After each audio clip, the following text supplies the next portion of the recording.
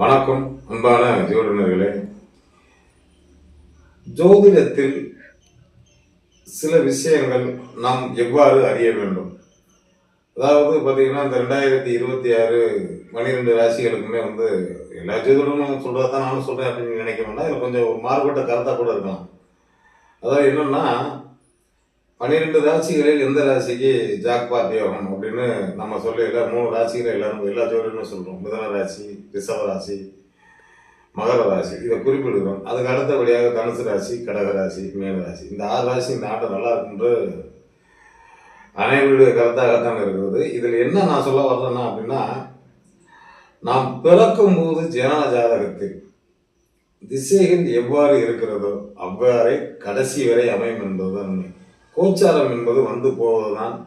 வருடத்தில் இந்த வருடம் என்பது இந்த எண்கணித ரீதியாக சில மாற்றங்கள், கிரக பயிற்சி, பெரிய கிரக பயிற்சின்னா சனி பயிற்சி, குரு பயிற்சி, ராகு பயிற்சி இந்த ஆண்டில் கிடையாது. அப்போ இந்த அமைப்பு ஏன் இதை மறுபடியும் உங்களுக்கு சொல்லிட்டு வரேன் அப்படின்னா, அதிர்ஷ்டத்தை நம்பி நம் பொதுவாக வாழ்கிறோம் என்பதை நம்ம எல்லாருடைய கணக்குமே அதிர்ஷ்டத்தை நம்பித்தான் வாழ்கிறோம். அது என்னன்னா நமக்கு சில மனசளவில் சில நேரங்களில் பாதிப்படையும். அந்த ஜோசியர் சொன்னாரே, இந்த ஜோசியர் சொன்னாரே, ஒன்றுமே நடக்கலைன்னு. இறைவனும் இருக்கிறார், ஜோதிடமும் இருக்கிறது. இதை நாம் எப்படி அறிய வேண்டும் என்பதற்கு தான் இந்த காணொலியில் நான் உங்களுக்கு சொல்கிறேன். அதாவது ஜாதகத்தில் பார்த்தீங்கன்னா, லக்னம் என்பது உயிர், ராசி என்பது உடல். இந்த லக்னத்திற்கு 2ஆம் அதிபதி திசை நடக்கும்போது சிலவங்களுக்கு நல்ல யோகத்தை செய்கிறது. 11ஆம் இடதிபதி இருக்கும்போது நல்ல யோகத்தை வச்சு, இது எந்த வயசு காலகட்டத்தில் நம்ம பொதுவாக வருதோ அதை நம்ம நோட் பண்ணிக்கிறோம். 2வது, லக்னாதிபதி ஜாதகத்துல வலிமையா இருந்தாலும் நிச்சயமான முறையில் வாழ்க்கையில முன்னேறாங்க.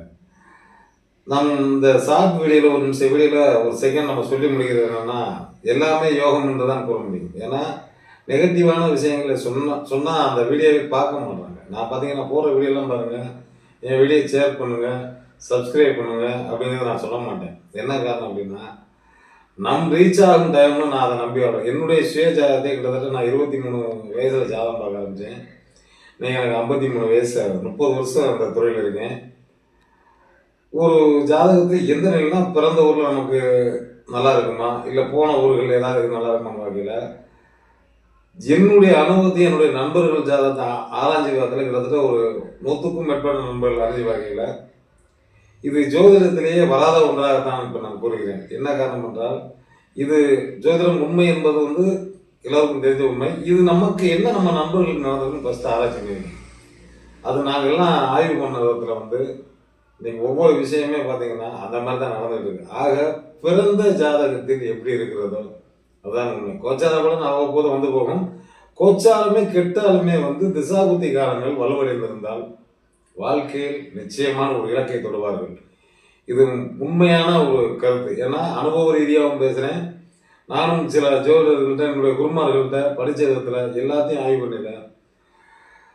நம்ம இந்த யூடியூப் சேனலுக்காகவோ விளம்பரத்துக்காகவோ இதை நான் பண்ணலை. இது என்ன காரணம் அப்படின்னா, நிறைய ஜோதிடர்கள், திறமையான ஜோதிடர்கள் மூளையில் முடங்கி கொண்டு இருக்கிறார்கள். ஒவ்வொரு ஜோதிடரும் சொல்லும்போது, நான் பார்த்த ஜோசியரில் ஒரு 4-5 ஜோசியர் யூடியூப் சேனலில் எனக்கு தெரிஞ்சு 4-5 பேர் தான் நல்லா சொல்லிட்டு வராங்க. இந்த மாதிரி பார்க்கையில் ஜென்ம ஜாதகத்தில் நம்ம திசாபுத்திகள் 2வது பார்த்தீங்கன்னா, நம்ம கொடுக்குற யோகத்தை கண்டிப்பாக நம்மளுக்கு ஜாதகங்கள் கொடுக்கணும். எப்போ வருங்கிறத நல்ல ஜோதிடர்களாக ஆய்வு பண்ணுங்க.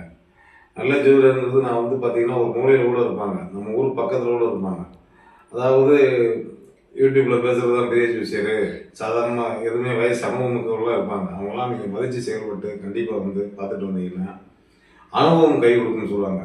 படித்தவர் படிக்காதவர் அனுபவம், அதாவது படிக்காத அனுபவம். சிலவங்க ஜோதிடத்தில் மேதையாக இருந்திருக்காங்க இந்த காலத்தில். அது மாதிரி ஏன் இதை சொல்ல வரேன் அப்படின்னா, நம்ம வீட்டு பக்கத்திலே நல்ல ஜோதிடர் இருப்பாங்க. ஒரு டிவி ஜெயா டிவியில் பேசுவாங்க. இந்த மாதிரி பெரிய பெரிய ஜோசியரில் இருக்கும்போது நம்ம அவர்கிட்ட பார்த்தா நல்லா இருக்கும், இவர்கிட்ட பார்த்தா நல்லா இருக்கும் போகையில் தான் ஒவ்வொரு ஜோசியரும் ஒவ்வொரு கருத்துக்களை கூறுவார்கள். தனக்கு தன்னுடைய ஃபேமிலி ஜோசியர் இருப்பாங்க, இல்லை நம்ம அக்கம் பக்கத்தில் எவ்வளோ தூரம் இருக்கும் அந்த ஜோதிடர்கிட்ட போய் பார்க்கல. எல்லா ஜோசியர் காலத்தும் ஒன்றா வருதுன்னு பார்ப்பாங்க. அதை அப்புறம் ஜாதகத்தை மூடி வச்சிருக்கேன். அதாவது இந்த வயசுக்கு இப்படி தான் இருக்குன்னு சில ஜோசியர் சொல்லுவாங்க. அது வரைக்கும் நீங்கள் அலைஞ்சிக்கிட்டே இருந்தீங்கன்னா மன அழுத்தத்துக்கு ஆளாவீங்க. தயவுசெய்து அந்த மாதிரி ஒரு மனநிலையை உருவாக்குறதுக்கு ஒரே ஜோதிடர் இல்லை ஒரு 4 ஜோசியத்துக்கு ஒரே கருத்தாக இருந்தால் அதில் ஒரு ஜோசியத்தை தேர்வு பண்ணுங்க. நிச்சயம் நீங்கள் எடுக்கிற காரியங்கள் ஜெயிக்கும். அதே நேரத்தில் நீங்கள் ஒவ்வொரு விஷயத்தையும் எப்படின்னா வீட்டில் பெரியவங்கள்ட்ட ஆலோசனை பண்ணலாம். ஜாதகம் பார்க்கலாம், தனக்குத்தானே எடுத்துகிட்டு போகல நம்ம மனசுக்குள்ளே வச்சுக்கணும். அது ஒரு சில பிரச்சனைகள் உண்டாக்கும்.